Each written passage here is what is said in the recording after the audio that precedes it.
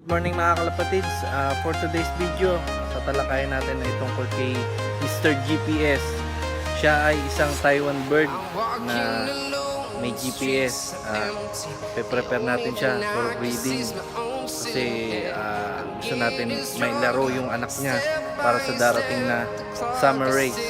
Okay? Tara guys, punta tayo.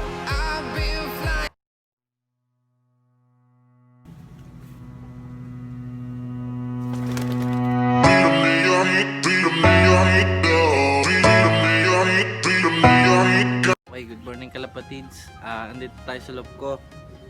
Ito nga pala si Mr. GPS. Ito yung sinasabi ko sa inyo kanina na Taiwan bird with GPS. Ito GPS niya. Kalapatids. So, ayan. Legit yan. Bali, nabili namin to sa taga Basco, Batanes. Mura lang. Ito ay prepare natin para sa breeding. Siya nga pala, hindi pa namin natatanggal itong GPS niya, never pa namin natatanggal kasi pinipreserve namin yung pagka-legit ng GPS niya. Marami itong tatak dati, ngayon wala na, naglugo na kasi. Ito, wala na, lugo na kasi, tinubuan na siya ng bago. So tara, prepare na natin siya.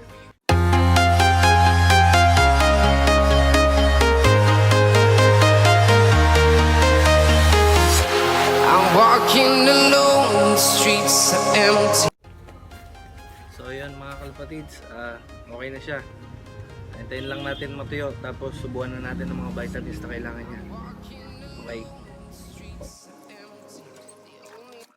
One eternity later. Okay guys, medyo tuyo na si Mr. GPS.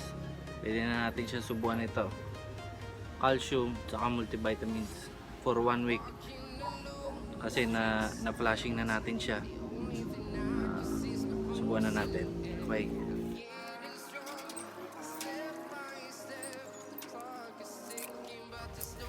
Okay guys, subukan na natin ng calcium.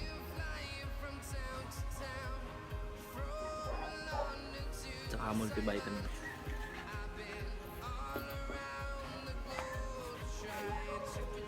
Multivitamins. Siyempre, ang sikreto natin, pampatibay ng resistensya. Okay, gano'n. Direct nyo na isubo.